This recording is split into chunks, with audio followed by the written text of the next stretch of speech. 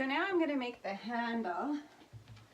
So I took 2 slabs of clay, about 1 inch each of the M370 and the coffee clay. Because it's not going to be marbled on the wheel, I have to try to get that effect from just wedging it. So cut them in half and put them together, mostly just because I don't need that much clay for the handles. So I do a spiral wedge, which is you're rolling it, and that gives you the marbling effect. It's not as good as the wheel, but you're going to be glazing most of your handle anyways. And actually I have made, I'm going to square that off a bit. I have made handles with just the coffee clay, or you could do just the white clay. Kind of this is kind of just lazy, but my table has both coffee clay and white clay on it and my rolling pin. So if I just did one or the other, I would have to clean everything up really good to not cross-contaminate. So there, that is a look from just doing the wedging. So when I make my handles, I roll them out. I started doing this because I was terrible at pulling handles, and then now I could probably pull a handle fairly easy, but I like the look of being able to put some texture into the handle, and lots of people comment how comfortable my handles are. So I mean, if I do a different shape mug that requires a pulled handle, then maybe I would start, but for now I'm just going to roll them out. Alright, so I'm just going to compress the clay. Oh. So all my handles are 6.5 inches, so I just measure that out. I have this handy dandy paint stir stick that I use for making my handles. So I first just cut off the excess clay, and that's actually big enough to make a handle as well,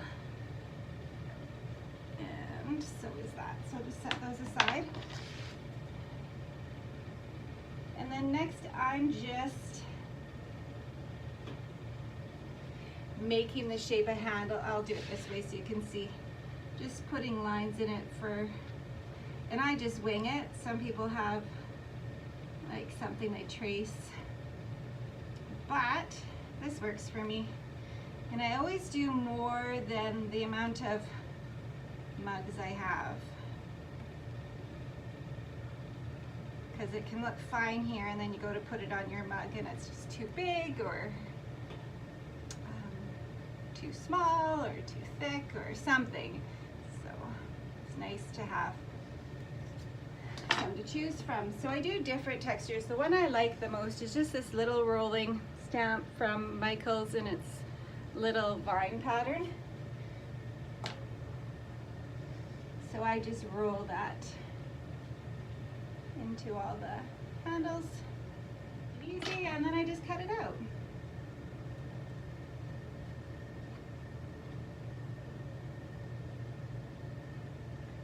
Just show you one. I always put a little V notch where it's going to be attaching to the mug. I don't know why, it's just something I do. I guess maybe just design preference. So when you cut it out, the sides are a little rough and I don't want to have to go back and sand them, so I like to take a piece of cloth, put it over top of the handle, and then I just run my finger down and smooth off the rough edges and round up the edges of the handle. I also, at the part that's going to attach at the top of the mug, I like to smooth that down as well.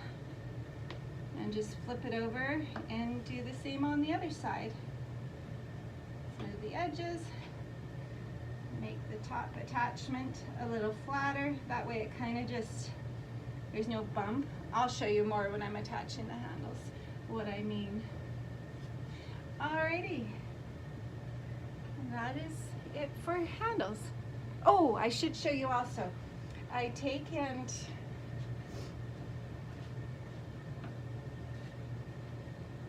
I just grab a board. I'll put it up. Oh, then you can't see it. Alright, I have to move some stuff. So I just grab a board to put my handles on. Oh, you still can't see it. And then I shape it the shape I'm going to want my handles. Actually, I run a wet thumb on the underside of the handle like you would if you were pulling, and that just puts the bend into the handle, so you're going to have less cracking, and it gives you a bit of a pulled feeling because you get that thumb mark. And then I just shape it into the shape that I'm going to want to put on a mug, and I let them set up while I'm trimming the mugs. I put a light piece of plastic over it so they don't get completely hard, but they're more the same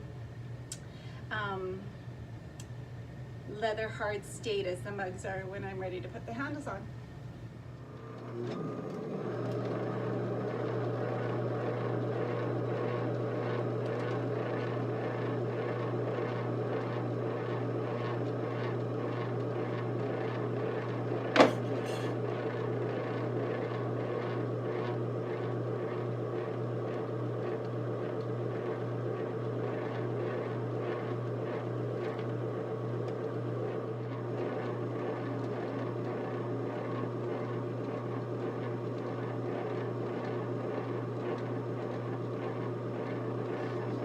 Checking the thickness of the bottom, I just tap on it and it kind of sounds a bit hollow.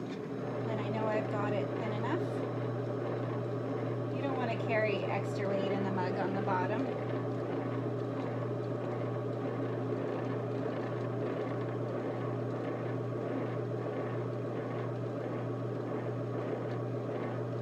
You might as well get them as light as you can without compromising the structure.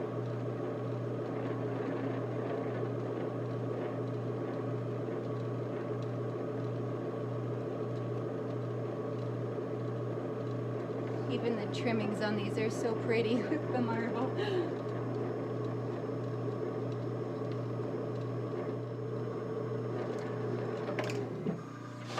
I like to take them off and just see where I'm at thickness-wise.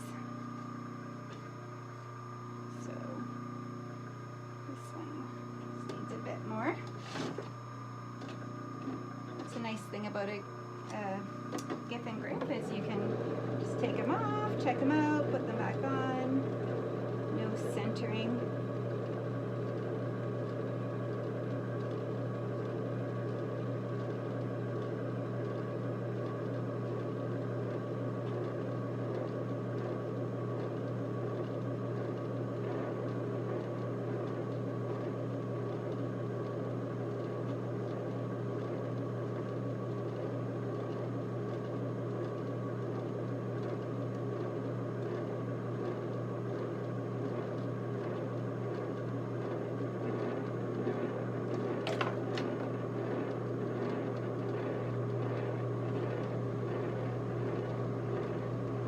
Takes much longer to trim and put handles on than it does to actually make the mug. So I have to think of that when I'm making. So yesterday I made 20 mugs, I think, and 9 wine glasses, wine cups. So, and I wanted to glaze today. I have a load in the kiln that is coming out of bisques to be glazed. But yeah, I always overestimate. It's hard for me to trim 20 mugs and put handles on 20 mugs. I'm always pushing myself because I want to be faster. My mugs with the metal rib. The problem with marble is it smears the color. So as you can see, it kind of looks dirty. I'm still going to do that and then go back and cut it just. I always sand marble mugs to to get the lines crisper. I don't like sanding stuff. I usually use a sponge because the silica dust is not good for you. But with these, you want to have crisp transition lines from the coffee clay to the white clay. And then I just sign the foot of the mug. And check again for thickness, but this one looks good. I'll show you the bottom before.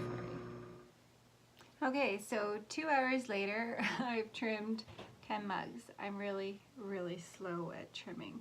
So that's just over 10 minutes per mug. Putting handles on is quite quick and easy. So I just take the handle.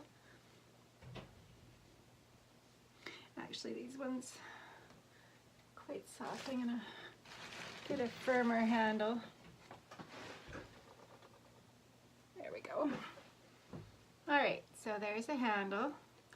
I take it. I usually look to see if there's any imperfections on the mug that I would want to hide.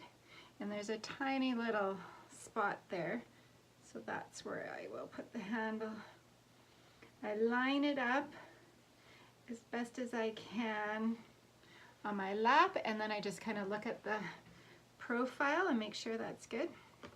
And then I mark off where I want to put the handle with just my needle tool. And I also mark if I want to make the handle shorter, if I want to trim it some. And whenever you're joining two pieces of clay, you want to add some slip or water. So slip is just it's basically water with some clay in it. A lot of times I'll just use water. And then I'm scoring it with a serrated rib. So I score it one way, and then I add some more slip or water, and then score it the other way. Just because the mug is a little bit drier than the handles, I get a little bit more water on there. And I like to go quite deep so that there's a good attachment, because you will find your handles every once in a while will just pop off. That's really annoying. After all that work and the handle just coming off. And then I also slip and score my handle, but I just slip it once. It's not as dry, like I said already. All right, so after it's slipped, you just line it up and attach it. Now, I just kind of look and make sure it's all lined up, and then I take and I push with my hand on the inside supporting it, push on the outside, and I wiggle it back and forth. This just really solidifies the attachment, and it gets all the little particles inside of each other, so the handle is inside of the mug and vice versa. And I do the same thing. I push down the attachment and wiggle it back and forth. That also pushes out any water that's just sitting there. And then I take my little wooden tool and clean up the attachment sites. So sometimes you can see where I have serrated it with or I have scored it with the serrated rib. So I will just smooth that out. Also, I like to remove any of the colored slip at the same time. And then the same for the handle. Sometimes you can see where I've scored it in here. So I just take a needle tool and even that out so that I don't have to fix that when I'm sanding. And I also like to check the handle from this angle to make sure it is straight. And that is my mug. And I also like to look at the profile and make sure that looks nice. So it causes the least amount of stress in your mug to then dry them upside down.